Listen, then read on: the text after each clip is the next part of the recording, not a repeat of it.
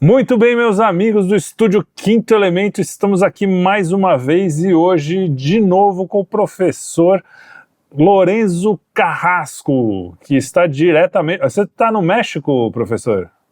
Estou em Cuernavaca, Olha a mais só, ou menos 80 quilômetros da cidade. o Estúdio Quinto Elemento está sempre num lugar diferente do mundo, é um negócio fantástico. E Arthur, você está aí aonde? Eu ainda sigo em Paris, né? Sigo em Paris aqui, para aproveitar o carnaval, né? Botar para trabalhar essa semana. Eu vou dar uma emendadinha, né? Tá certo. O Quinto Elemento é chique, né? A gente tem o professor no México, Paris, Lisboa, o aqui na Austrália, Pois entendeu? é, O nosso editor-chefe na praia em Santa Catarina. Só o passeando, Trielli né? trabalhando, né? Trielli Para ganha. variar. As usual, até bilíngue aqui. Então, hoje a gente vai falar de Davos. Até demorou um pouco para a gente conseguir se encontrar, né? Porque, enfim, a gente tá numa correria doida aqui, mas a gente conseguiu juntar todo mundo. Mas como esse assunto é um assunto que o mundo está mudando e não vai ser uma coisa que vai acabar do dia para a noite, a gente consegue conversar com calma aqui hoje com esses feras aqui. E eu já vou passar a palavra para o Arthur, se ele quiser perguntar ou se ele quiser comentar qualquer coisa. A gente vai falar sobre Davos, sobre a questão da pandemia, por como tudo começou, o colapso do direito internacional, muitos assuntos interessantes. Siga aqui com a gente. Arthur, a palavra é sua. Se você já quiser falar ou perguntar para o professor, você está livre. Porque isso aqui é livre. Todo mundo é livre. Eu tô que nem aquela música do Roberto Carlos, sobre Davos, que fala, só que eu vou dizer o seguinte: eu tenho tanto para te falar, mas com palavras não sei dizer. De tanta coisa que tem para falar dessa confusão. Mas vou começar passando pro professor. Vou jogar a bomba para ele e vou começar perguntando se ele... Porque tiveram várias falas importantes, né? Do Trump, do secretário de Comércio lá para mim, acho que é Howard Lutnick, né? Mas eu vou começar a jogar a bomba pro professor perguntando assim: professor, o que você acha? Fala do Trump e do Howard Lutnick. Foi uma oração fúnebre política para o liberalismo na mais célebre catedral neoliberal do mundo? Ou apenas foi um ato de rebeldia dos americanos contra os globalistas? O que aconteceu lá em Davos, na sua visão? Bom, del 19 al 23 de janeiro asistimos a los funerales del orden, siguiendo reglas. En su aniversario murió joven de un ataque al corazón, 55 años del Foro Económico Mundial. Y murió porque, pues, es aquello que, ¿no? Los disfraces cayeron, ¿no? La guía liberal acabó. No hay más, ellos mismos saben que no hay más, podemos ir dirección. Entonces, 55 años de una muerte súbita, porque ninguém me esperaba que de un año a otro, es decir, pudiéramos ver el fin de ese orden. ¿Cuándo comenzó Davos? Comenzó en 1971, cuando se rompió el sistema de Bretton Woods, especialmente agosto de 1971. Y ahí comenzó la financiarización de la economía, toda esta vaguncia de bolhas financieras, etc. Y toda la política que inmediatamente después, cuando la queda del muro de Berlín y que comenzó el mundo posguerra fría, ¿no? Y que se imaginaba que iba a ser el mundo liberal, en las palabras de Fukuyama, el fin de la historia, ¿no? El comienzo de la era universal del liberalismo, ¿no? Esa era la tesis. Se iban a distribuir los recursos de Rusia, ¿no? Iban a dividir a Rusia en pequeñas republiquetas, iban a saquear los recursos y con eso iban a mantener, ¿no? El sistema financiero avanzando. Mientras tanto, hicieron los negocios, el mundo financiero con la China. A China se enriqueció con la globalización, que es quien ganó con la globalización y el libre comercio. fue a China de la mano del sistema financiero. Es decir, el sistema financiero le dio, es decir, usó a China como ese punto. 55 años atrás, entre 19 y 23 de Janeiro, vimos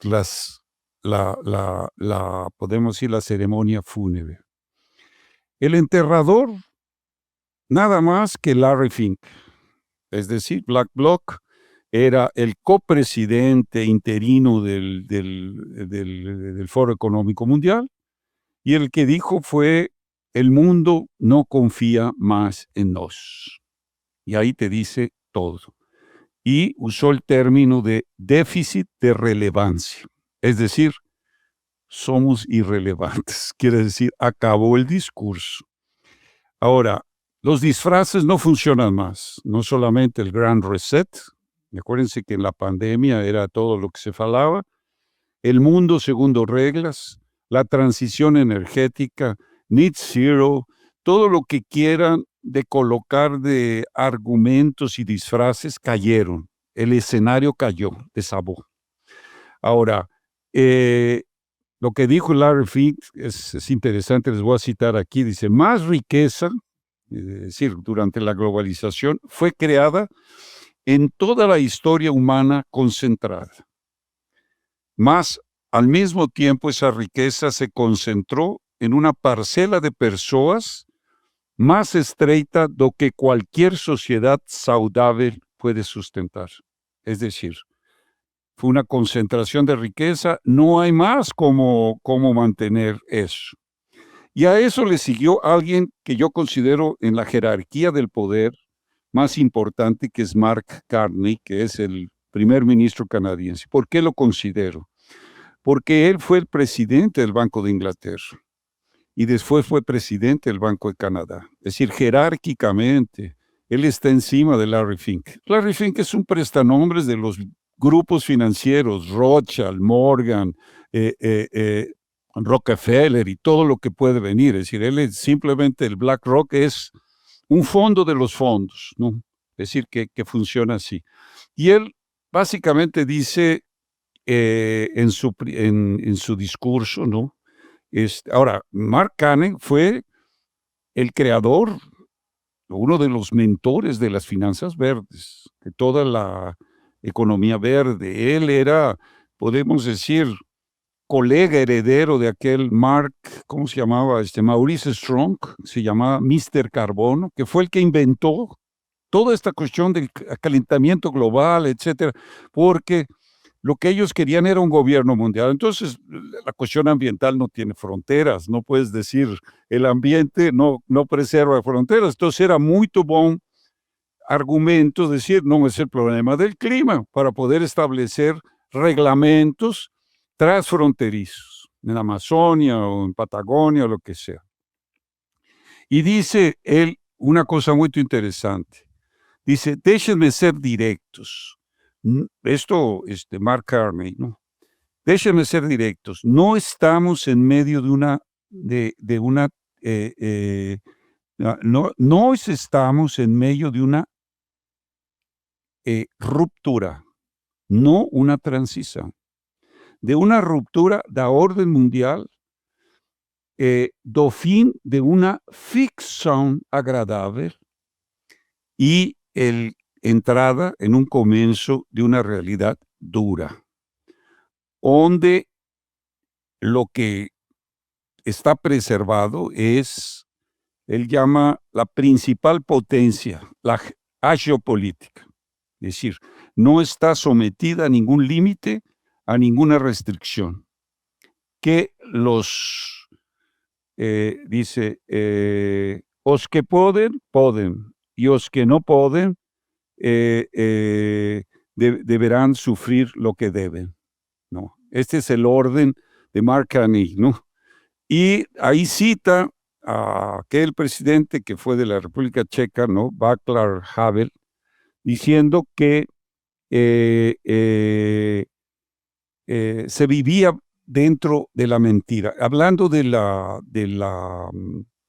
comunismo y de la caída del comunismo. Hace una comparación muy interesante con el orden global. Dice, porque nós tínhamos el mundo, el letrero del mundo siguiendo reglas, y todo el mundo tenía que obedecer eso. Y todo el mundo decía, el mundo siguiendo reglas, el desenvolvimiento sustentable, la cuestión de la descarbonización. Es decir, todo el mundo repetía ese discurso de la grande imprensa de los intereses de los gobiernos. Hasta China y a veces hasta Rusia entraban en el debate de la cuestión de cambios climáticos.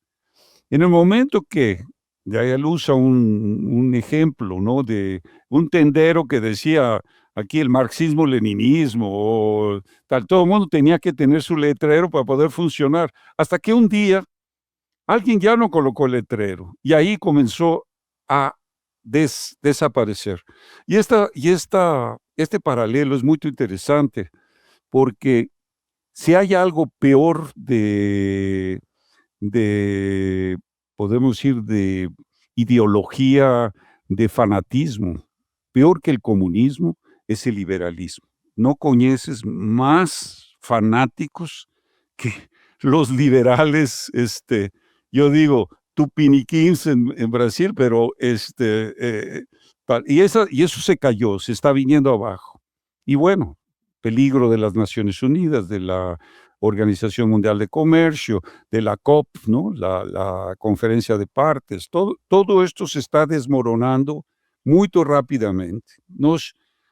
Entonces yo, para terminar esa parte, porque es muy rico el discurso de Trump, el discurso de Howard Lubbock, y hay un cara que es el representante de comercio de los Estados Unidos, está en la Casa Blanca, que se llama Jamilson Greer, G-R-E-E-R, Greer, que dio, podemos decir, el discurso de la puntilla. Pero yo fico aquí porque vamos a tener que continuar diciendo lo siguiente: ¿cuál es la característica universal de este momento? Porque es lo importante.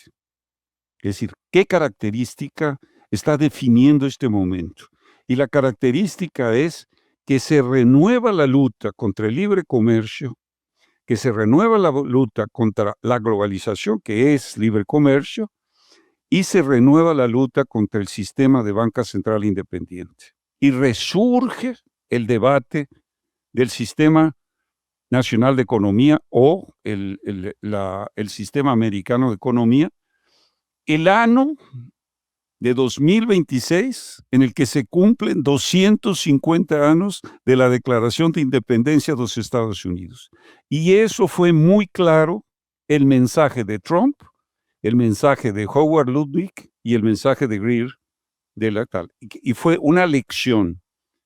Pero yo le paro por aquí porque quiero escuchar también a mi amigo Arturo Machado y no quiero ser acusado de monopolista del tiempo del quinto elemento. Aí já chegam os liberais, né, para monopolizar a conversa.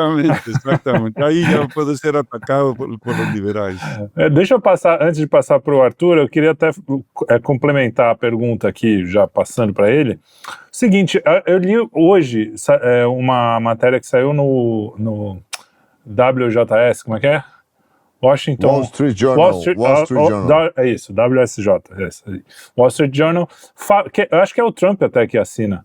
Que ele falando assim que as taxas que vocês falaram tanto que ia ser o fim do mundo já resultaram em um monte de coisa boa para o país e tal. E essa história do que a gente está chamando, o pessoal está chamando de pós-liberalismo, mas não chega a ser uma grande novidade, né? Porque isso, esse tipo de coisa do Estado não ser um Estado inchado, mas ser um Estado que direciona algumas coisas, vem do Hamilton, vem de várias coisas que não são novas, que, como o professor falou, né, é um sistema americano bem antigo que está sendo retomado. Os liberais, eles falam como se fosse assim, acabou, porque vocês não estão seguindo a ortodoxia liberal. O que você tem a dizer para o pessoal que está desesperado, achando que o mundo vai acabar, e agora a gente está vendo na prática que essa coisa de tarifas, por exemplo, que é uma das coisas que o Trump fez, não foi esse fim do mundo, ao contrário, a economia está retomando numa velocidade até maior do que se esperava. A pergunta para mim ou para o professor? Para você, para você. Pô, que roubada, hein? Aí você continua de onde ele te deixou aí. Porra, que roubada. Eu sou tão legal com vocês, me tratam muito mal. Ah, você Olha fala só, disso no Geoeconomia um monte? Vai lá, se vira.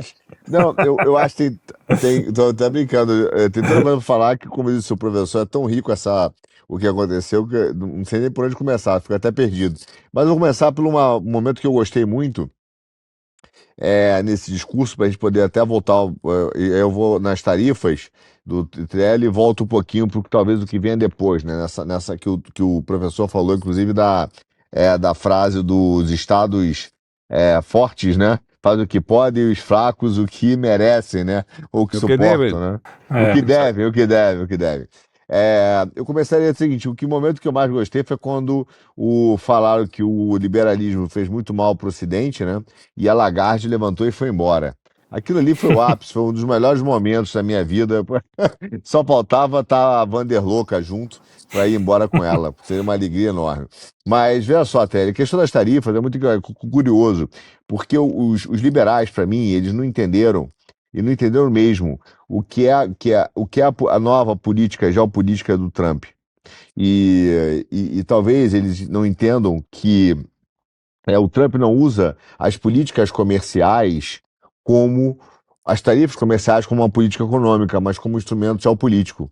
Então ele usa as tarifas para ganhar como instrumento de segurança nacional. Então ele vira, tanto que muito se fala do Trump chicken out, né? Ah, chicken out, não sei o quê, mas sem compreender que não houve chicken out.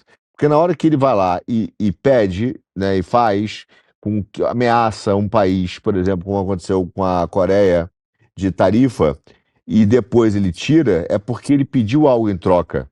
E esse pedido de algo em troca é que é extremamente relevante. Então o Trump pede algo em troca para os liberais, né, para os países.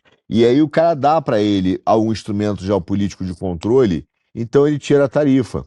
Então veja, foi mais ou menos o que aconteceu com o Brasil. O Brasil, ele botou as tarifas comerciais depois da Magnitsky e ele teve reuniões em sigilo com o governo brasileiro e ele obteve alguma coisa que nós não sabemos o que é.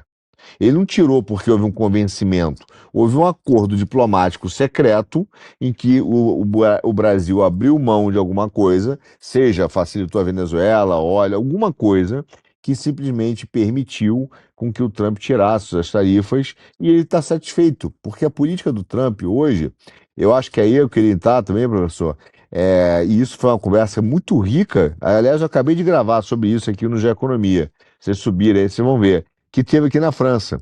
Porque eu conversei, por exemplo, com alguns grandes caras de geopolítica, como Alexandre Del Valle, professor também, né? E que foi muito bom, foi muito rico a conversa com ele. E ele falou o seguinte, Arthur, para mim a política do Trump, ela é baseada hoje em três grandes teorias geopolíticas, né, novas.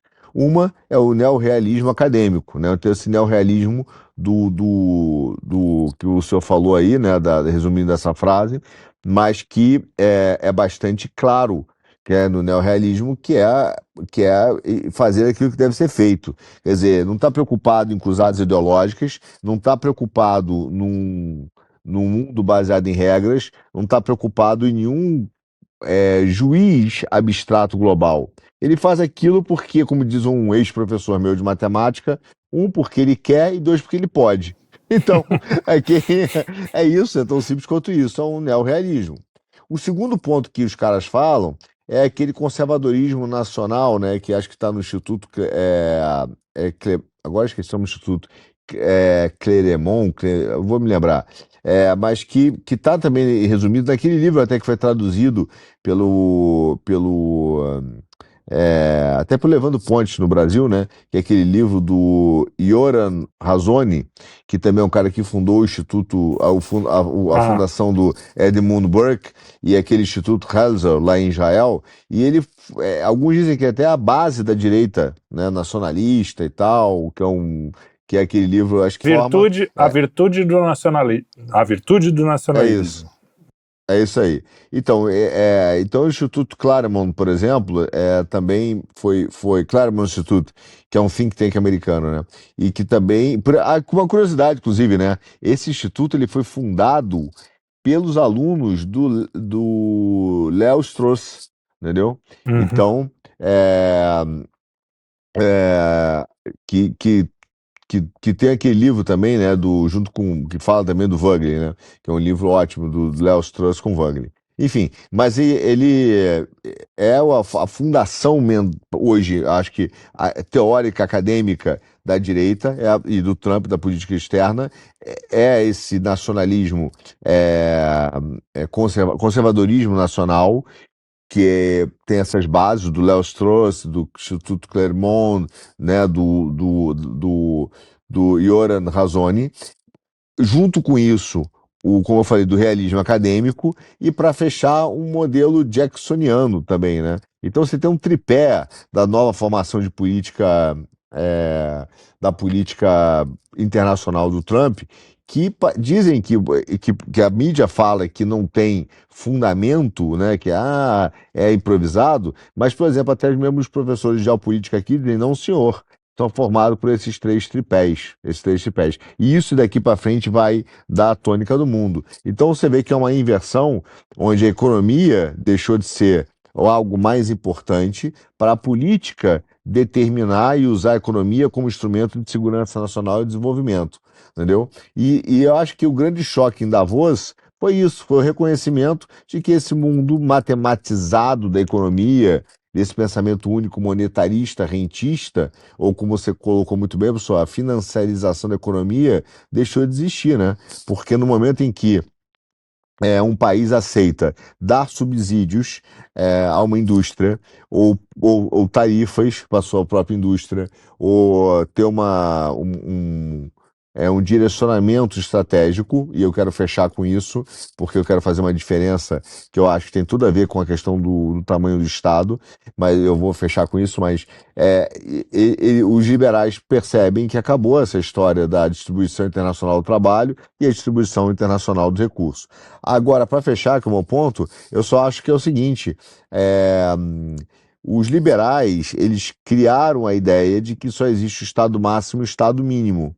Então, portanto, se deixou de ter o Estado mínimo, você passa a ter um Estado máximo, e esse Estado máximo é um Estado intervencionista, o que é uma inverdade, porque você pode ter o Estado quantificável, mas o Estado qualificado, né? Então, o Estado qualificado é aquele que utiliza a máxima potência do seu poder, não necessariamente com a maior estrutura de custo possível.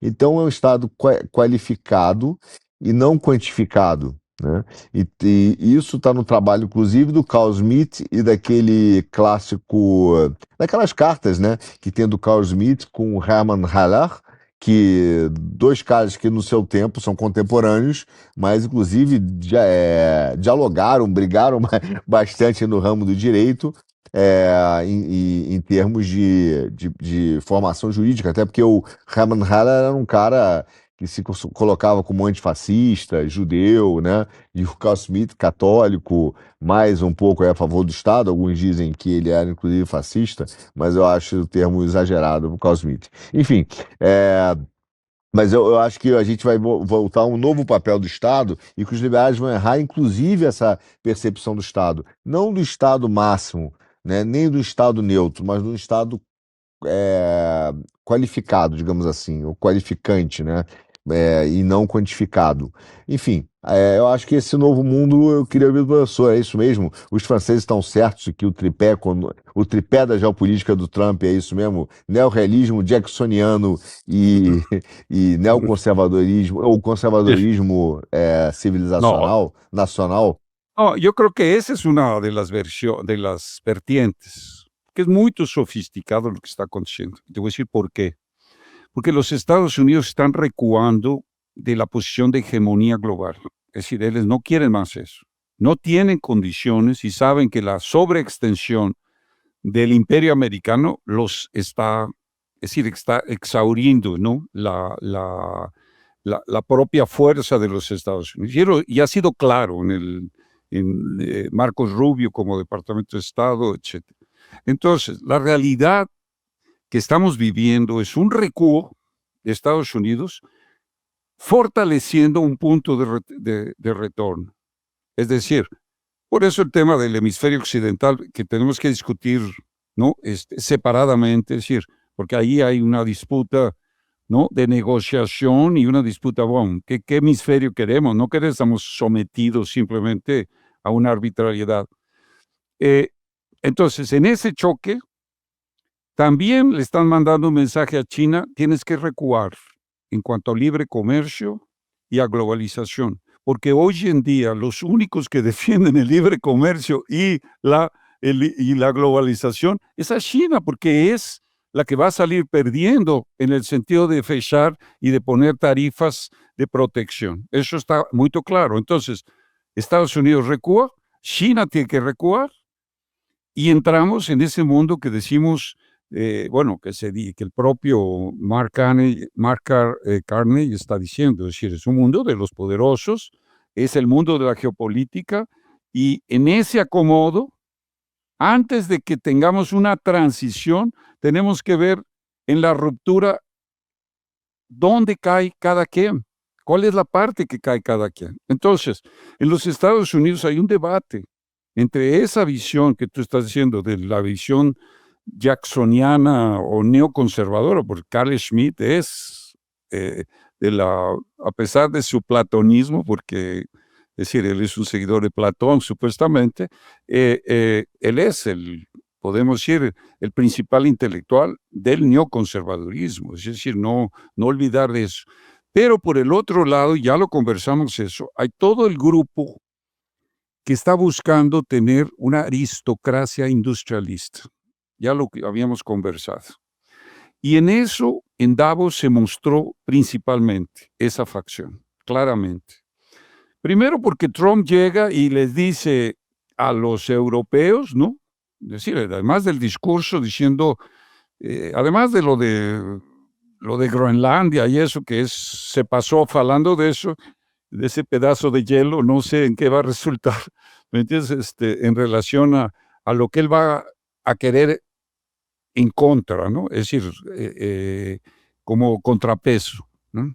Como tú decías, no sabemos qué negoció Lula con Trump, posiblemente las 3 mudas con las que llegó Maduro a los Estados Unidos, ¿no? Llegó con la maleta feita, ¿no? Es decir, algo estaba aconteciendo, no sé si Putin en la reunión de Alaska pero evidentemente se habló de eso y son cosas que no se pueden revelar, incluso la diplomacia rusa ha tenido esto. Pero vean qué dice Donald Trump. Primero, él no llama el fraude ambiental, él fala de la vigarice. Es decir, hemos vivido la mayor vigarice de la historia con la transición. Es decir, le dimos a los chinos, ¿no?, que produjeran los molinos de viento, contaminaron el ambiente en Europa, porque no puedes pasar por ningún lado que no están los molinos de viento, reclamando por una serie de Don Quijotes para ir a combatirlos, ¿no? Es decir, pero miren qué ataque, le dice, no, y esto no puede seguir, es una locura, se van a suicidar. Y el secretario, ¿no?, Howard Lutnick, dijo exactamente la misma cosa. Y les dice, ¿no?, pues van a querer seguir en la transición energética. No producen baterías. No producen baterías para la cuestión energética. Entonces van a quedar reféns de China.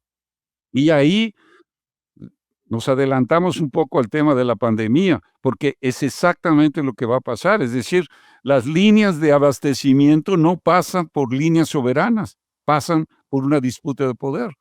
Entonces, Howard Lutnick en la víspera, escribió un artículo, le dieron una entrevista en el Financial Times, y dice así: ¿por qué el gobierno Trump está yendo a Davos?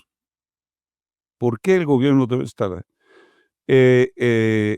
Sí, el pensamiento globalista ha sido un desastre para los Estados Unidos y sus trabajadores, ¿no? Y dice así: no estamos yendo a Davos para apoyar o status quo. Estamos yendo a Davos para confrontarlo de frente. Es el secretario de Comercio. Si no fuimos aquí a decirles, nos acepten, vengan a investir. No, venimos aquí a destruir el sistema de offshore, farshore, y usó eso, que ha perjudicado a los trabajadores. Es una manera diferente de pensar. Y dice, y estamos aquí para decir que America First, Estados Unidos primero, es un modelo diferente que incentivamos a otros a seguir. Es decir, no estamos aquí llegando a decir American First, queremos también Brasil First, queremos también México First, queremos también Europa First, queremos, es decir, que el modelo americano se imponga. Eso es lo que fue a decir. Es decir, es el triunfo de Hamilton, es decir, Hamilton como la puntilla para el Frankenstein de la globalización, que fue enclavado en los valles suizos, ¿no? En el paraíso suizo, ahí murió ese Frankenstein creado para asustar a las naciones. Pero yo quiero llamar la atención para pasar a los otros, de la conferencia que dio Jamieson Greer.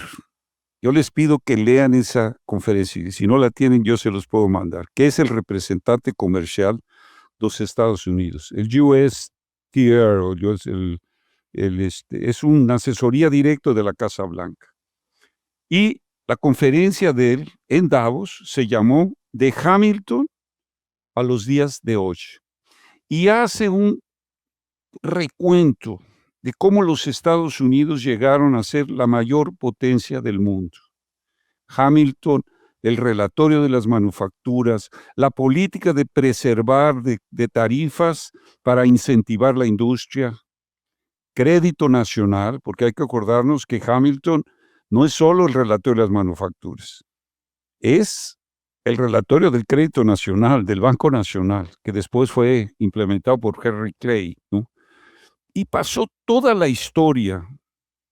Quiero decirles una cuestión, que Quinto Elemento tiene la primacía, porque ¿a cuántos años dijimos lo que viene es la era de Hamilton? Lo que está pasando en Estados Unidos, es decir, desde el primer momento del gobierno Trump, antes ya estábamos hablando de eso. Felipe se ha de acordar muy bien. Entonces, sí. Y luego pasa a detallar Henry Carey, la armonía de intereses, de por qué las tarifas armonizan interés entre trabajadores y industriales, porque lo que están defendiendo es el bienestar de los trabajadores americanos. Eso está en el discurso muy claramente, en el discurso del secretario de Comercio. Entonces, y pasa todo esto para decir que ese sistema se extendió al mundo a través de Friedrich List y Otto von Bismarck, ¿no? Que llevó y fue la Unión Aduanera, la famosa Zollverein, ¿no? La Unión Aduanera Alemana, que dio esa disputa del sistema americano. Podríamos leer partes y nos vamos en un programa de ese discurso. Ese discurso sintetiza la doctrina de ese grupo industrialista.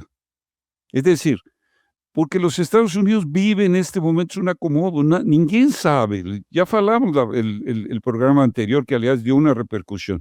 Quien venga a decir aquí para dónde vamos es un mentiroso. Ninguém sabe en el mundo, o sea, hay la ruptura, hay la quiebra del sistema, hay una batalla entre el sistema de libre comercio del Banco Central Independiente y la idea soberana del Estado y el desenvolvimiento soberano económico en defensa de los trabajadores.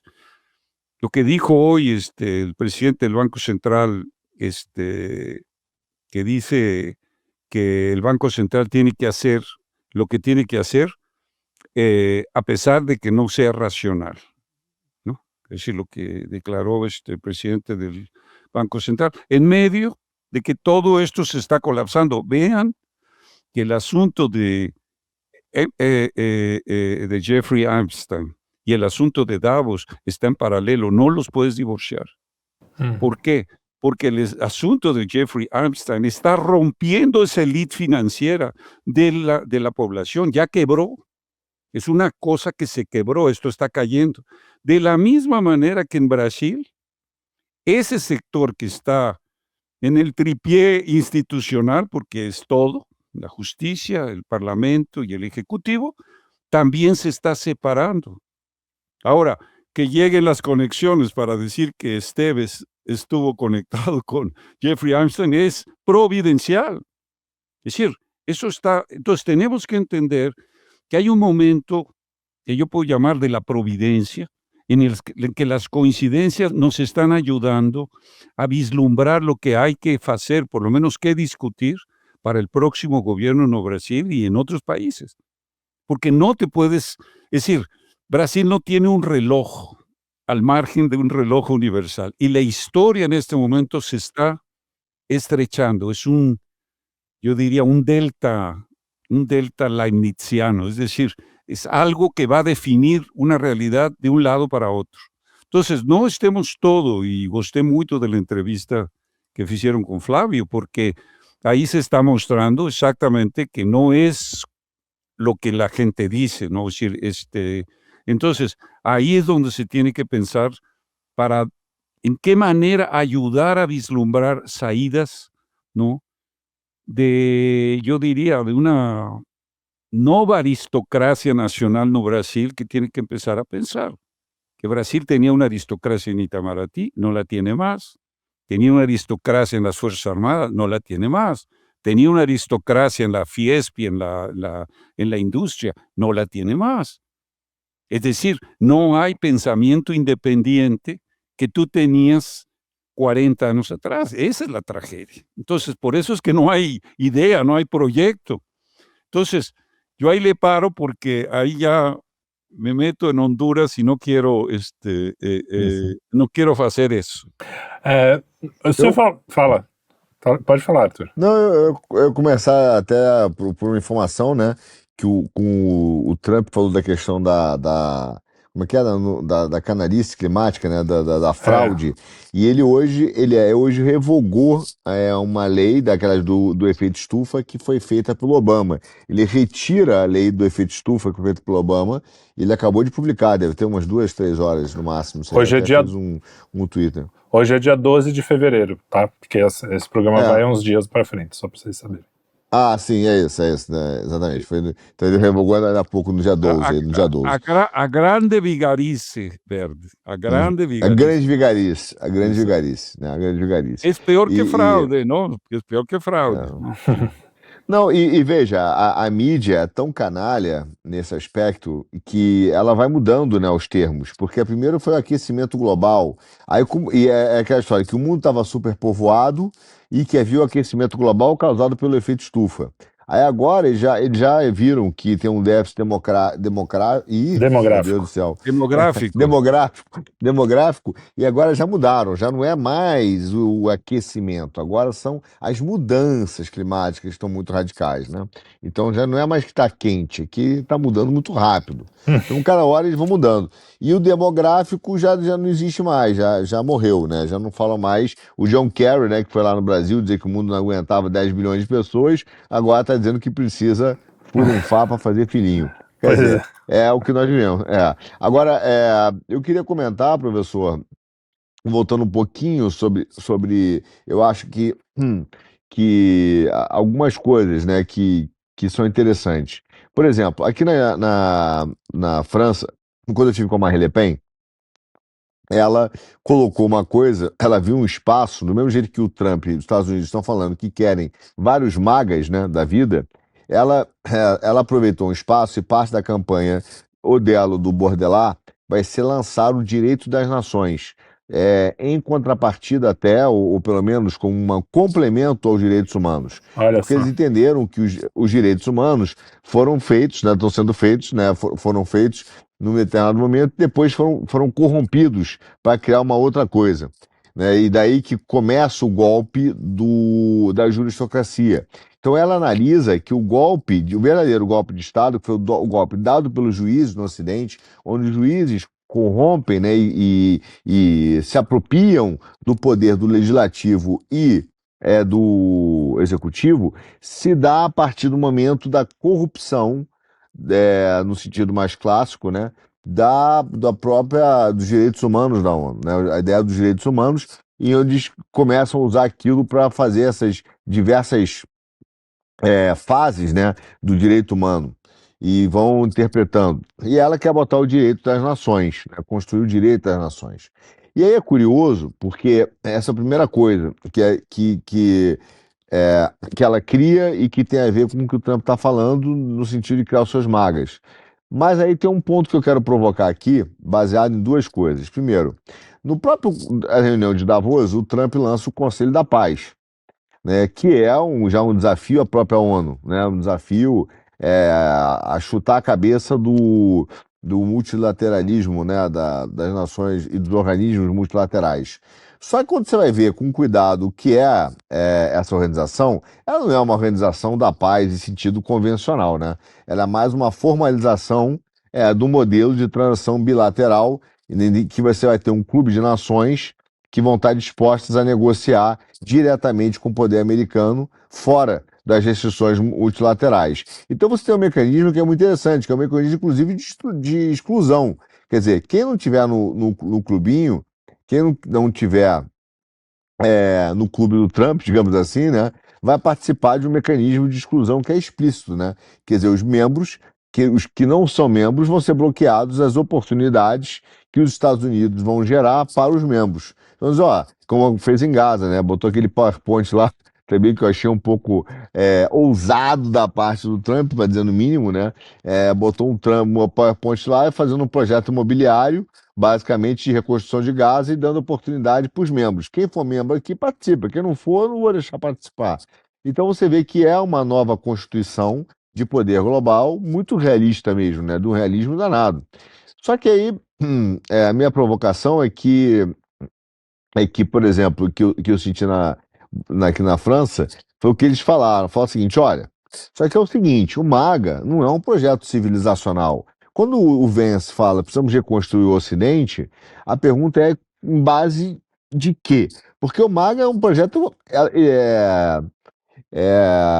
vamos dizer que a gente deixa até ser engraçado, né? Porque nós precisamos, na direita, criar uma quase que uma internacional à direita para combater o globalismo.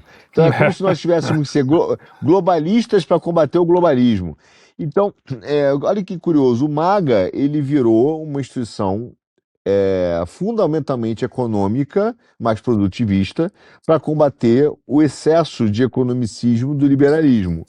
Porque ele vira e fala assim, o interesse é meu interesse primeiro, dos americanos primeiro.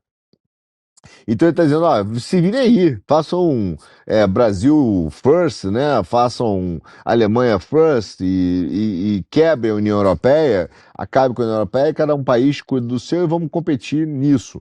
Mas, ao mesmo tempo, ele cria um clube em que ele fala, não tem América, não é first, não tem Alemanha first. Se a Alemanha quiser participar de projetos americanos, tem que sentar dentro do meu clube aqui do Conselho da Paz. E aí o que acontece? A Marine Le Pen, eu acho que parte, não só ela, mas uma parte da direita francesa e da imprensa à direita, é o seguinte, cara, o MAGA não é um projeto conservador.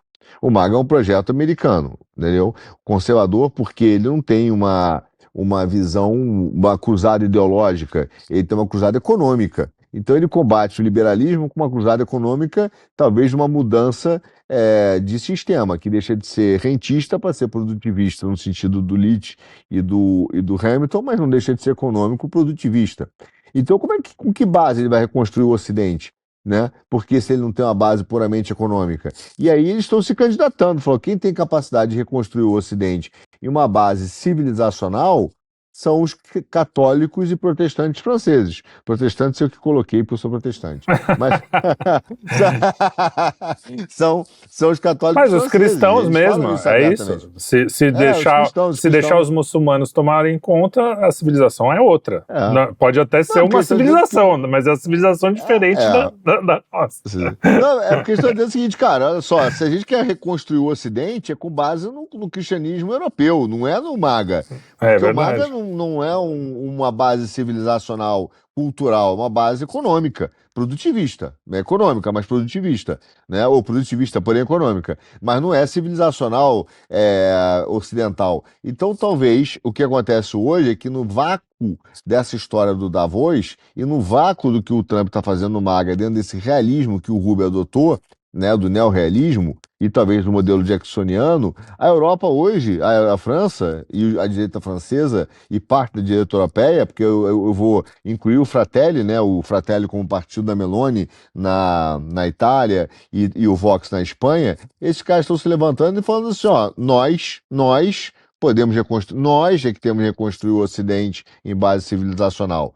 Né? Quando a Meloni fala La capitale d'Italia é Roma, la capitale d'Italia é Roma, ela está apontando para uma Roma, o romanismo aí de vocês, né?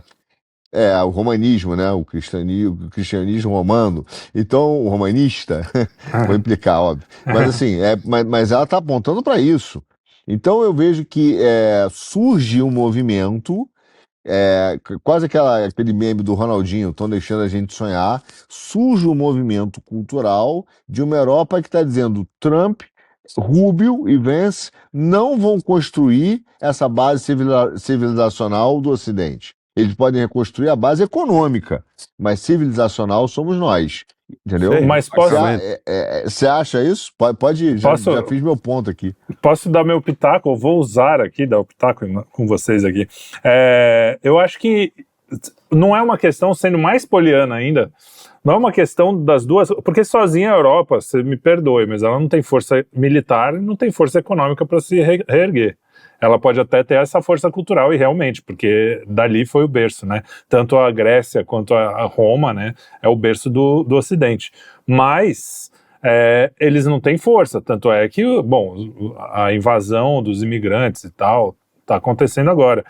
Será que não é justamente uma providência, como disse o professor, justamente os Estados Unidos chegarem como essa potência que, curiosamente, eles estão falando, a gente não vai mais ser os únicos a bancar a guerra aqui, a gente não vai defender vocês como antigamente, mas ao mesmo tempo estão dando essa força. É quase quando o pai chega pro filho assim e fala assim, vai, agora você vai andar sozinho um pouco, vai se virar, vai tomar seus tombos, eu tô aqui olhando de longe, a questão econômica, o Ocidente vai melhorar, até a gente tá vendo, pelo menos é o que se espera, e a China vai perder força em relação aos Estados Unidos, e aí a gente consegue ter chão para poder fazer esse reavivamento espiritual, que também acontece nos Estados Unidos, mas realmente eu concordo que em termos de Estado é uma questão muito mais econômica, mas eu acho que internamente no povo ali acontece um pouco.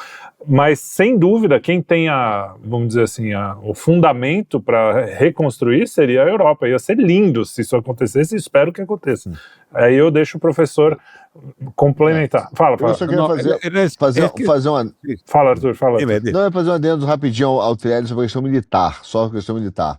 É que a questão militar, ela está muito ligada, Trielli, na verdade, ao próprio realismo que o professor falou, com a escola realista americana do Rubio. Porque muitos desses caras criticam, na escola realista, por exemplo, ele fala que é uma perda de tempo os Estados Unidos botar a base militar em países em que a hegemonia não garante o equilíbrio de poder. Então, ele acha, por exemplo, que, por exemplo, aí está a Europa hoje, é uma perda de tempo se gastar dinheiro americano para fornecer equipamentos militares na Europa, porque uma hegemonia aqui dentro não garante, não altera o equilíbrio de poder. E a maior ameaça existencial aos Estados Unidos é a China. Então ele fala assim, o que os caras falam na geopolítica? Eu prefiro pegar a base militar e o custo militar que está na Europa e mandar para o Indo-Pacífico. para Sim. perturbar Taiwan do outro lado, entendeu? Certo. Eu prefiro gastar lá. E a Europa é que tem dinheiro, cara. Eles se segura aí, porque ninguém vai vir bombardear a Europa, encher o saco. O Putin Também não vai acho. encher o saco da Europa, entendeu? Então, quer dizer, não tô dizendo que eu acho, tô dizendo que o cara falou lá, os realistas falam, né? Você não vai dizer que eu sou duguinista. Mas entendeu? Então é mais nessa linha do militar. Quando o cara fala isso e ele fala, eu tô retirando a base militar aqui, é porque eles são realistas, no sentido de que a maior ameaça que essa escola que está dentro ali do Pentágono, que é o Rubio, acredita é que a maior ameaça existencial aos Estados Unidos é a China. E que é perda de tempo gastar dinheiro com uma porção de conflitos para garantir uma hegemonia ideológica americana, enquanto o que importa é o equilíbrio de poder, entendeu? Quer dizer, essa é uma das escolas. Eu também vou jogar essa bola aí para o professor comentar. Mira, primero hay que ver qué es lo que se quebró, porque el poder a partir de la Segunda Guerra Mundial era aquel ABC, American, British, Canadian. Ese era el eje de la relación especial. Eso se quebró. Eso es lo que está diciendo Carney, ¿no? Claramente. Es decir, Trump ya no respeta la relación especial con Londres ni con Canadá. Y la inteligencia de la CIA y la inteligencia de la NSA y toda la inteligencia estaba basada desde la guerra en esa alianza ABC, American, Canadian, American, British, Canadian, ¿no? Es decir, eso se quebró. Esa línea de poder se quebró, es la conexión con Europa. Ahora, ¿qué es lo que yo pienso que tendría que ocurrir? Europa tiene que salir de la Comunidad Europea, es decir, por lo menos de la burocracia de Ursula von der Leyen y la gente que está dirigiendo la OTAN. Es decir, eso es lo que va a acontecer en el corto plazo. Es decir, las fuerzas, no sé, Marine Le Pen o las fuerzas de la AfD, es decir, las fuerzas en Italia se van a mantener, el gobierno de Steinmeier está cayendo por todas las implicaciones con el caso, Jeffrey Epstein, ¿no? La corona inglesa se está cayendo, que era una de las partes de la estructura. Y eso, la Casa de Windsor no es solamente el Reino Unido, es Dinamarca ahora, es la cuestión. Es decir, son las casas que la reina Victoria, porque Victoria fue como un coelho, ¿no? De filios y tal, colocó toda la dinastía, él salvó la dinastía, la corona. Entonces, todo eso está viniendo abajo. Entonces, ¿qué es lo ideal? ¿Qué es lo que creo que hay en la mente? Digo, creo porque no se revelan, no, acredito porque no se revelan todas las intenciones. Primero, en el discurso que se hizo tanto de la seguridad nacional como la defensa nacional, está implicado que los Estados Unidos quieren gobiernos nacionales soberanos en Europa. Es decir, ellos quieren que ellos barran con la globalización, está claro en eso. Ahora, y quieren en un cierto sentido que haya un poco de acercamiento con Rusia. ¿Por qué? Porque la cuestión es balancear el poder en las tres grandes potencias, porque a Rusia también no quiere ficar dependiente de China. Eso es obvio. Si él quiere, es decir, ellos se tuvieron que inclinar por las sanciones occidentales, pero una vez restablecido, es decir, a Rusia es europea también. Es asiática, pero es europea. Es más, su origen, y ellos dicen, es producto de Europa, de esa cultura. Dostoyevsky no es un filósofo asiático, chinés o mongol, ¿no? Es un filósofo occidental, ¿no? Aliás, inspirado en Cervantes, ¿no? Es decir, de parte de las obras. Él era admirante de Miguel de Cervantes Saavedra. Aquel trabajo sobre, ¿cómo se llamaba? El idiota. Está basado en Don Quijote, ¿no? Es decir, la misma forma, y obviamente es una cuestión genial. Entonces, recuperar la Europa, la Europa grande que falaba de Pablo VI, cuando el espíritu de Helsinki, ¿no? Es decir, tenemos que unir eso en plena Guerra Fría. Decía, tenemos que reunir la gran Europa, no la Europa occidental, la pequeña que él llamaba, no, la parte en la cual es el centro asiático que está jugando un papel fundamental. Vean Hungría, vean la República Checa, vean la República Eslovaquia. Ellos están tratando de jalar y de poder construir una relación con Rusia. Y eso, en última instancia, es interés de Occidente, porque hay que balancear esto. Antes de que lleguemos a un momento de multipolaridad, de que vamos a tener todo eso, estamos en este juego geopolítico de tres potencias, lo que yo escribí de Yalta 3.0, sin derecho internacional, ¿no? Con carencia de derecho internacional. Es decir, es lo que dice Carney, ¿no? Es decir, aquí son los tres poderes. No está diciendo Estados Unidos, está diciendo la geopolítica, es decir, China, Rusia y los Estados Unidos. Entonces, estamos en ese pantano de ruptura, se rompió. Ahora, lo ideal es lo siguiente, que Europa recupere, y ese fue el discurso de Vance el principio del año pasado, y está contenido en el documento de Seguridad Nacional. Es decir, queremos una Europa de naciones, no queremos la globalización, no queremos tal. Y, consecuentemente, ¿no?, la política de defensa va a mudar diametralmente, porque la OTAN no tiene función en este sentido.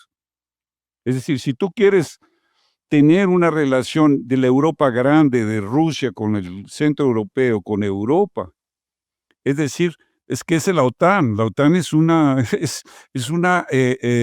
¿cómo se dice? Una cosa pasada, es un cadáver administrativo, no tiene potencia militar, no tiene potencia tecnológica. Sin los Estados Unidos, la OTAN no es nada. Entonces, esa reconstrucción, podemos decir, cultural, civilizatoria, en la cual nos estamos insertos.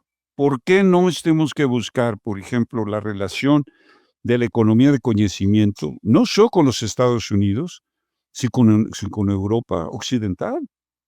Es decir, Alemania está mirando nuevamente a Brasil y decir, no, espera, pues si no está, tenemos todas nuestras empresas, las alemanas, están en Brasil. Entonces, a la hora de que tú construyes un mercado de Europa, América Latina, es decir, y tú tienes que defender tu espacio, ninguém te va a dar en el hemisferio frente a la doctrina, al corolario Trump de la doctrina Monroe, te va a dar tu espacio si tú no lo conquistas. Eso no existe, no hay concesión. Entonces, ese es el punto que tenemos. Luego, entramos ahí sí en una transición en la cual nosotros tenemos que reposicionarnos. Si tú ves el mercado americano, América Central y Europa, no hay esa cuestión de que se cambió la economía, Euroasia, tal. Pues claro, Euroasia creció porque son la mayoría de la población. Pues, ¿quién compite? 1,5 billones chineses, 1,5 millones de indios, tal, ¿me entiendes? Entonces, y ahí juntas, Filipinas, tal y tal, Vietnam, ¿no? Es decir, todas aquellas, Indonesia, que son poblaciones grandes, ¿no? Pero no es que haya un cambio en el eje económico en el cual pasamos de una hegemonía americana a una hegemonía euroasiática. Eso es fantasía, nos lleva a una guerra, eso nos lleva a una guerra. Entonces, no es una transición a algo que no conocemos. Por eso el asunto de que la trampa de Tucídides no funciona en una era nuclear. No funciona la transición de un poder a otra hegemonía si no hay una destrucción del mundo. Porque hay el factor nuclear, que es un factor que no existía en la Grecia de la guerra del Peloponeso, ni en ningún momento anterior a partir de la Segunda Guerra Mundial, cuando entra la era nuclear. La era nuclear acaba con la trampa de Tucídides. No hay más, no hay transición de una hegemonía a otra. Que el dólar va a caer y va a subir el yuan, fantasía. Podemos crear un orden diferente monetario, pero no va a ser la sustitución de uno por otro, no es cambiar hegemonías. Entonces, ahí es donde tenemos la gran oportunidad de decir, Brasil, que ya decía, perdió sus aristocracias. Yo cuando llegué a Brasil, a 40 años atrás, había una aristocracia en Itamaraty, si quieres un poco inclinada al comercio, pero pensaba, había un sector pensante. Tenías la Fies, tenías grandes capitanes de la industria, pensando, no todos en la misma dirección, pero tenías gentes que tú te referías. Y tenías en las Fuerzas Armadas un pensamiento también. Todo eso se esvació en el proyecto del Brasil grande, de la grandeza de Brasil. Eso es lo que da tristeza, como hemos visto en los 40 años, es vaciar, es como que perdiste cerebro, entonces una fuga cerebral.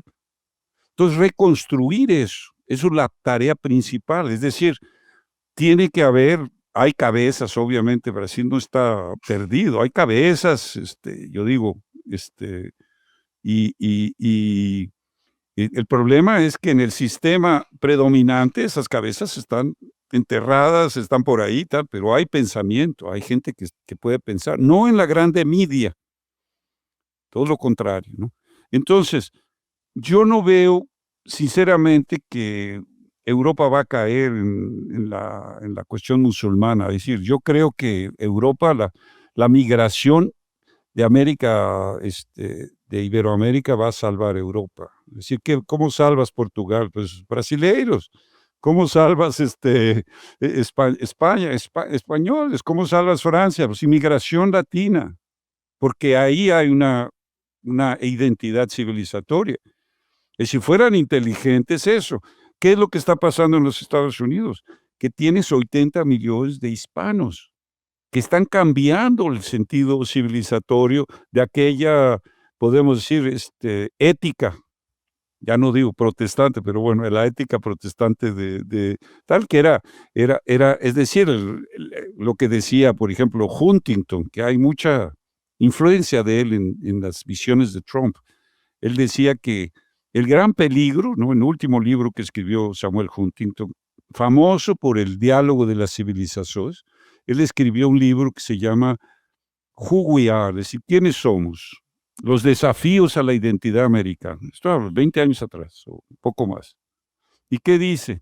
No, que está llegando migrantes, que no son aquellos italianos que llegaron y se incorporaron y hicieron los guetos italianos, y ahí salió la mafia y todo aquello, sino que está llegando una población que no acepta eso. Y decía, terminaba diciendo, no sueñan en inglés, sueñan en español.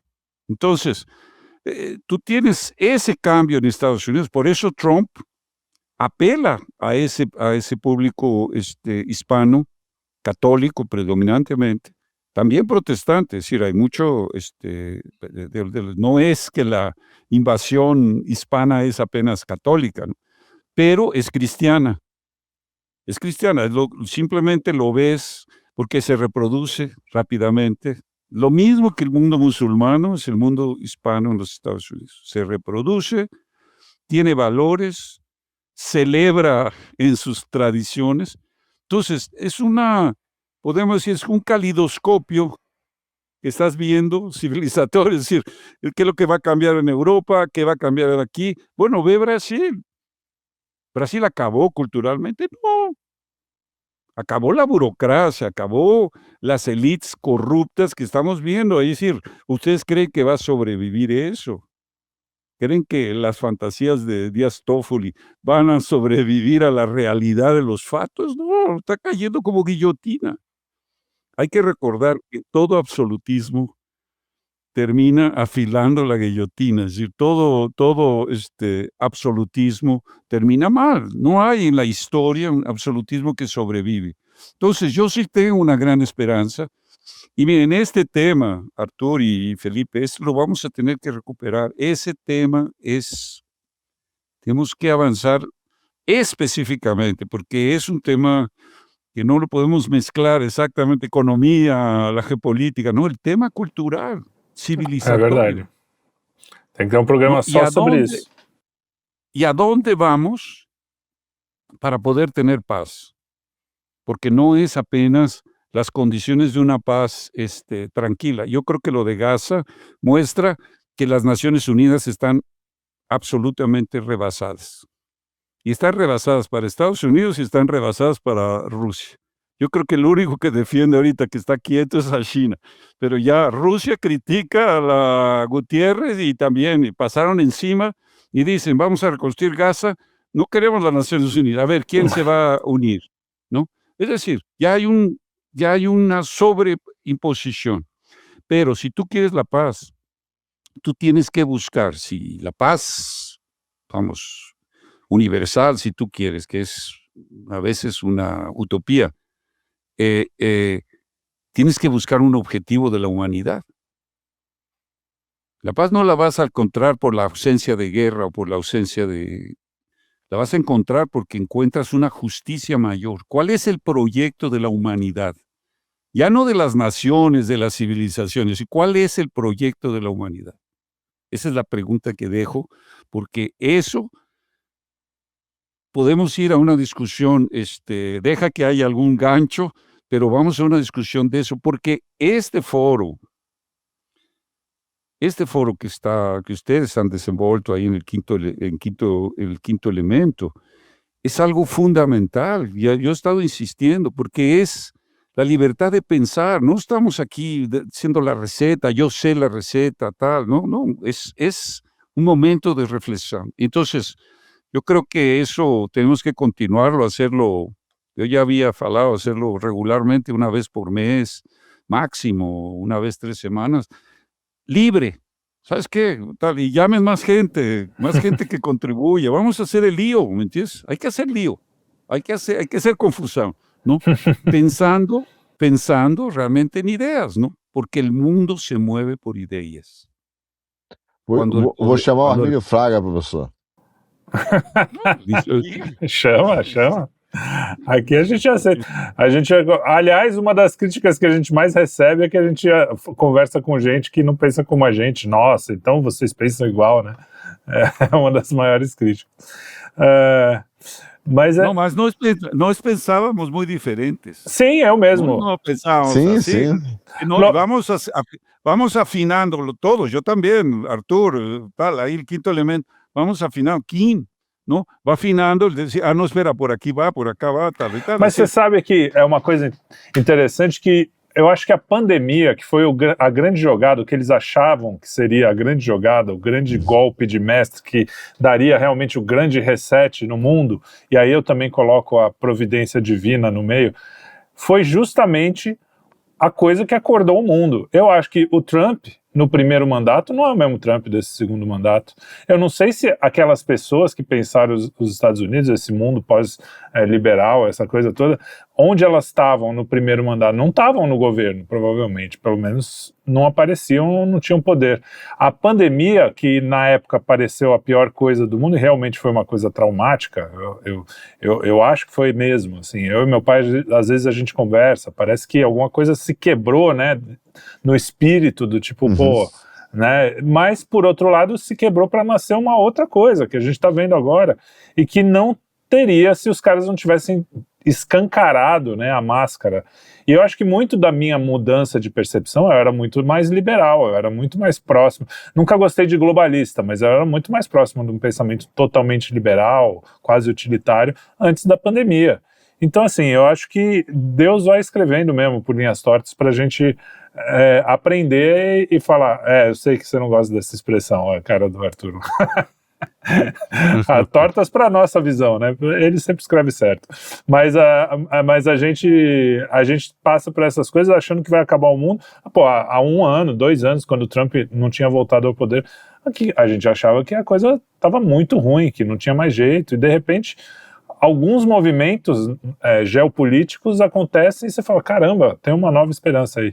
Então eu acho que e a gente muda junto, sem mudar princípio nem nada, mas a gente vai repensando de acordo com as coisas, e eu acho legal isso que você falou, Lorenzo, porque se a gente não olha para a realidade e fala assim, pô, de repente eu estava errado numa coisa aqui, em outra ali, para que a gente está aqui discutindo, né? Se a gente já sabe a receita, já sabe tudo pronto, e a gente é criticado justamente por isso, por estar aqui discutindo abertamente, às vezes até franco demais, né?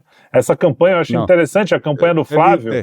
Ele fala de coisas assim, do tipo, não, eu não vou falar agora o nome do ministro da Economia, porque vocês vão reclamar. É tudo muito claro, assim, né? Então eu acho legal. E tem coisa que eu não vou falar com vocês, que eu falo no bastidores, até os bastidores são claros. Então eu acho muito bom que o mundo, isso é muito Trump também, o Trump faz isso. É um jogo meio mais aberto, parece, e eu acho legal. Claro que tem, óbvio, em todas as áreas, nós somos, é humano, é política, você vai ter que, né, esconder alguma coisa do jogo, assim, isso aqui eu vou fazer um ataque surpresa, não sei o quê. Mas, em geral, eu acho que está muito mais próximo da realidade, muito mais honesto, no sentido, posso estar sendo ingênuo aqui, né, mas essa é a sensação. Bueno, nomás quería dar un comentario. Estamos publicando un libro, sintetizando algo que hemos escrito, parte del relato de las manufacturas, una introducción que hizo Barbosa Lima Sobriño sobre, ¿no? Que era un ícono del jornalismo, ¿no? Era un hombre conservador que la izquierda lo tomó como gurú, la izquierda nacional, ¿no? La izquierda nacional. Ya no hay más eso. La izquierda pasó de la izquierda libertaria a la izquierda libertina, ¿no? Pasó Entonces, pero estamos preparando eso. Ya teníamos la presentación antes de Davos. Después de Davos, la presentación no puede ser la misma. Es decir, la realidad está cambiando, porque en un cierto sentido lees, sobre todo el representante comercial, yo les mando el link de eso, véanlo, porque eso, y acho que es muy bom que incluso que Flávio vea esas cuestiones, es decir, de lo que está pasando fuera de aquí, del ambiente, de la envidia y del mercado financiero. Entonces mudó totalmente. Era ese discurso de Greer, ¿no? Es simplemente una lección que les dieron en Davos de lo que era el sistema americano, cómo se creó los Estados Unidos. Y eso es útil para no decir, miren, olvídense de la utopía liberal, porque el liberalismo no crea naciones. Saquea naciones, pero no crea naciones. Boa. Y eso es un poco la cuestión de ese discurso. Ese es fantástico. Yo me quedé como diciendo, ya no tengo nada que decir nada de esto. Es decir, el cara dijo todo.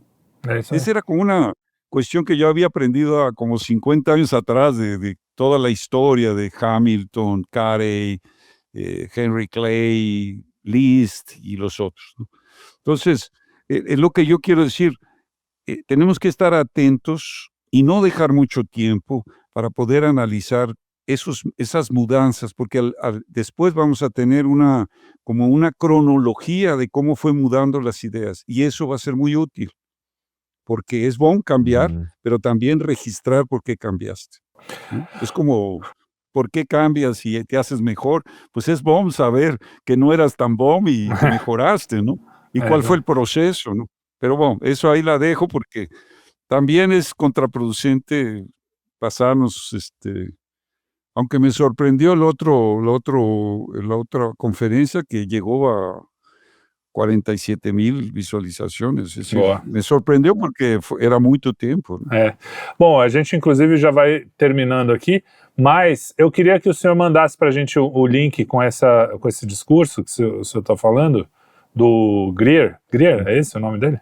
Sim, sim. Que a gente coloca, de repente, o link aqui também, para o pessoal acessar, quem quiser. Isso, não, perfeito. E, Arthur, para finalizar, dá uma rodadinha aí no Brasil, disso tudo, as consequências para o Brasil, você que acompanhou o Flávio, você que está, assim, ligado nas ideias, nas coisas que podem acontecer caso ele ganhe, a gente espera que sim, e tem uma tendência boa aí nesse momento de que isso pode acontecer, uma realidade mais próxima do que a gente imaginava tão cedo. O que você acha? Você acha que o Brasil, com ele, acaba se inserindo nesse mundo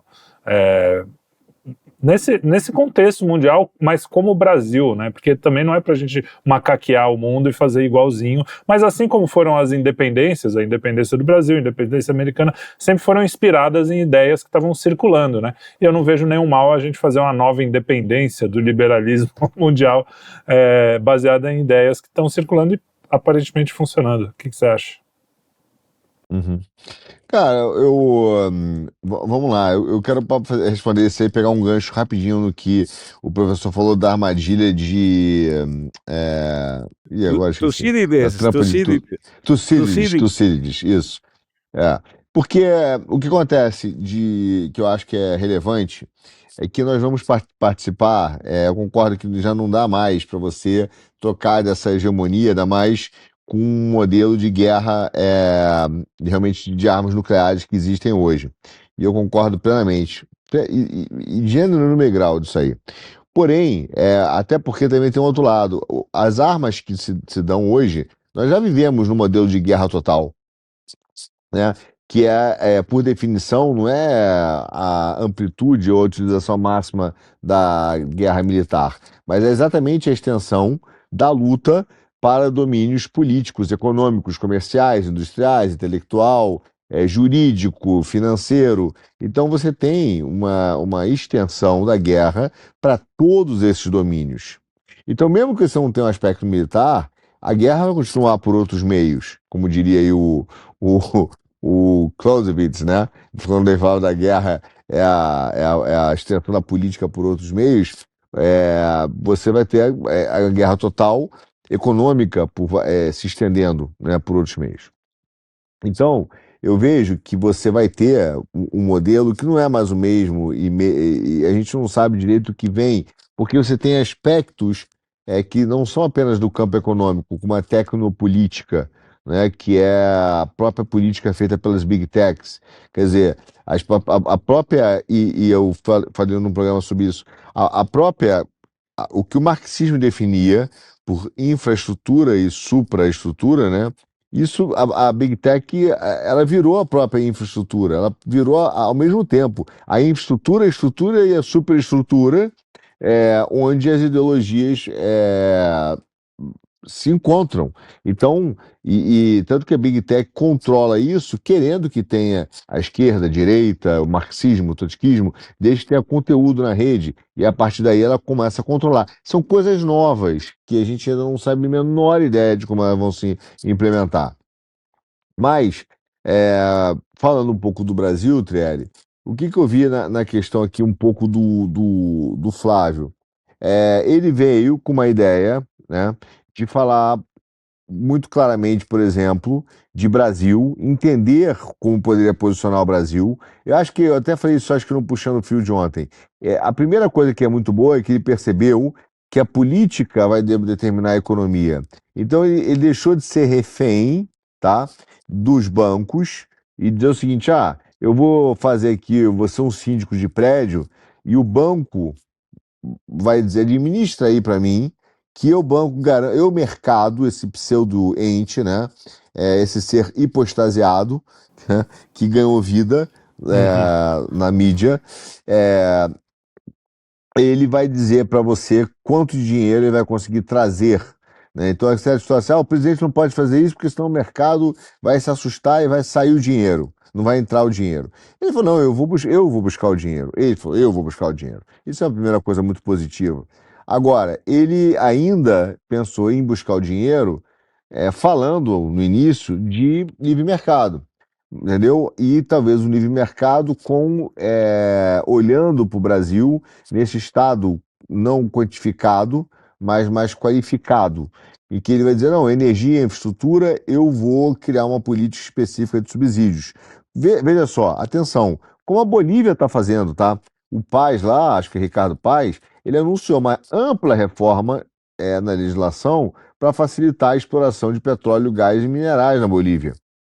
E basicamente foi destruído pelo Evo Morales e depois foi aquele Arce, que foi o sucessor do Morales, né? Então, o índio cocaineiro, como diria, o amigo meu fala que é o índio cocaineiro, né? Porque ele podia coca, né? Mas o índio lá, cocaineiro, É, ele destruiu completamente a capacidade produtiva da Bolívia e quase que destinou a Bolívia para um eterno subdesenvolvimento. E esse cara agora está reformando, inclusive com uma pauta de capitalismo para todos, que é bastante interessante. Veja, mas aí quando o Flávio chega aqui, ele começa a ter contato com a realidade onde os próprios europeus começam a falar: o livre mercado acabou, o livre mercado não existe mais, o liberalismo morreu, é uma ficção, fez mal ao Ocidente. Então é um pouco choque, porque veja, parte da direita brasileira ainda vive coladinha no liberalismo, livre mercado, como se fosse Uhum. desenvolver alguma coisa. Eles acreditam nisso, isso faz parte do plano. Mas veja, eu não acho que nem por mal, eu acho que é por ignorância. Eles não leram o Sim. Frederic List, entendeu? Eles não têm acesso a isso. Quer dizer, têm acesso, mas não conhecem. O Hamilton também não é conhecido dessa galera. Eles acham que é o clássico. Basta reduzir o Estado, cortar o custo do Estado, dar uma arrumadinha e eu libero o Brasil para um crescimento eterno. Que é uma tremenda mentira, é uma infantilidade, entendeu? Ainda são infantis. Mas veja, pelo menos o Flávio não acredita nisso, entendeu? Ele ouve, ele entende e ele fala isso, mas ele fala uma coisa interessante para mim. Uma hora a gente conversando, ele falou assim: mas isso ainda vai demorar para chegar no Brasil. Porque aqui na Europa você já tem como grande adversário da direita, essa direita soberana, os liberais. Não é a esquerda, são os liberais. Entendeu? O que a Maria Repen fala é que são os patriotas contra os modernistas. E nos modernistas ela bota os OQI, os wokes, os liberais e os socialistas na mesma panela, com razão. Entendeu? Só que o Flávio falou assim: talvez isso demore um pouco a chegar no Brasil. Eu concordo, talvez demore a chegar no Brasil, né? Tinha um amigo meu que falava que as coisas chegam no Brasil por gravidade, demora um pouquinho.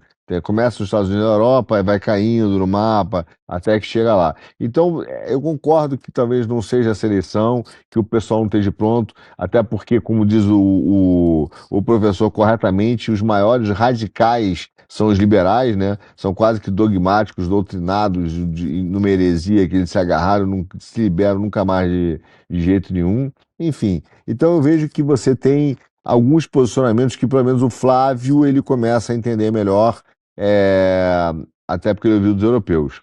Para fechar, e até porque ele viu exemplos, como o da Bolívia, que está começando a querer se desenvolver a partir da exploração das suas reservas minerais. E o Brasil tem que acordar, porque veja, você tem hoje o Chile, que tem da receita de mineração cerca de 65 bilhões de dólares, você tem o Peru, que tem 50 bilhões de dólares de receita de mineração, você tem a própria Bolívia, que tem 6 bilhões de dólares só da receita de mineração. Daqui a pouco os caras vão fazer reformas, vão atrair investimento, vão criar cadeias logísticas eficientes e vão sair na frente do Brasil, tá? Enquanto a gente já está discutindo IBAMA, Ministério Público, Estado policialesco, toda essa palhaçada que nós viramos. Então o Brasil tem que acordar, porque tem um potencial gigante, mas se não explorar isso com eficiência, vai ser o último da fila. Né? E aí eu concordo que foi um dos assuntos que eu acho que o Brasil sofreu muito. A nossa escola diplomática, o Itamaraty, já foi brilhante.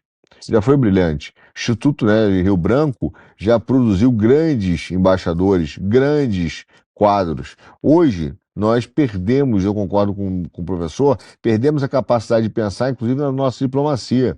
Eu acho que os nossos embaixadores, nossa diplomacia hoje, ela é incapaz de lidar com o cenário que se coloca, entendeu? Eles não conseguiram entender ainda sequer essa discussão que a gente teve hoje, e são escolas diplomáticas, hein? Do neorrealismo, do conservadorismo nacional, do jacksoniano, não existe mais. Então eu vejo que essa parte do trabalho do Flávio, inclusive, vai ser tentar resgatar aos poucos parte dessas embaixadas, desses quadros do Itamaraty, para começar a fazer essa turma pensar estrategicamente o Brasil de uma outra maneira, entendeu? Muito bem. Bom, ¿y qué esperas cuando la diplomacia está en manos de una militancia como la de Celso Amorín, que es una visión ideológica y permite que Yanger esté presente, ¿no?, en los encuentros más importantes de Brasil, con Xi, en las Naciones Unidas, etcétera, etcétera. Es decir, sin tener ninguna cualificación, ¿no?, darle voz y casi voto, ¿no?, a un personaje que no tiene nada que ver con la dignidad diplomática, con las instituciones. Mas eso aconteció, ¿no? Y en realidad es una tristeza ver, fuera de el vexamen que uno ve en la COPE o que vio en la ONU, ¿no? Es decir, o en la reunión con Xi, ¿no? Es decir, ponerse a ver si China ayuda para censurar el TikTok. Entonces, es decir, es impensable, ¿no? Impensable. Bom, eso yo creo que está de bom tamanho, Felipe. Acho que foi muito bom, le dimos una volta. Y pues pronto, yo acho que ahora volto la próxima semana, final próxima semana estoy ahí, después de carnaval y tal. Estamos ahí otra vez reincorporándonos y no sé si lo hacemos en Sao Paulo o lo hacemos desde Río, pero yo acho que no debe demorar y depende también de los ganchos que la realidad nos está dando, porque Exatamente, tá riquíssimo. está rico. E o senhor tem que vir mesmo para a gente tomar um pisco aqui do lado. É um mexicano num restaurante boliviano. É boliviano? É, né? Não, acho que é peruano. Mexicano no restaurante peruano aqui com os brasileiros. Isso é o Estúdio Quinto Elemento. É o Word, né? We are the Word total. Então, muito obrigado a todos, muito obrigado ao professor, obrigado, Arthur, mais uma vez aqui. O Arthur tá que nem eu, hein? Tá figurinha fácil aqui no Quinto Elemento, todo dia quase que eu tô aqui, ele tá também. Tá bonito isso. Cara, só nós dois somos o que mais trabalhamos no A gente carrega esse piano aqui. O resto vai no bonde do Arthur e do Trielli. É tudo boa vida. Muito bem. E muito obrigado a todos que nos acompanharam e nos acompanham sempre. Não deixe de ver os nossos programas, a gente tem muita coisa. Tem programa de humor, tem programa que a gente faz análises, tem mini documentários, né, que a gente chama das reportagens, dos ensaios. Vocês podem acompanhar, tem muita coisa no canal. Fuçem, coisas antigas, tem muita coisa que a gente falou que ainda é atual. Dá uma fuçada aí no canal que tem muita coisa legal, Estúdio Quinto Elemento. Tem também o estudioquintoelemento.com, que você pode ver os nossos artigos, inclusive o professor Lorenzo vive escrevendo lá, uma vez por semana pelo menos tem um artigo do Lorenzo lá. Então acompanha o Quinto Elemento por aí e a gente se vê. Um grande abraço.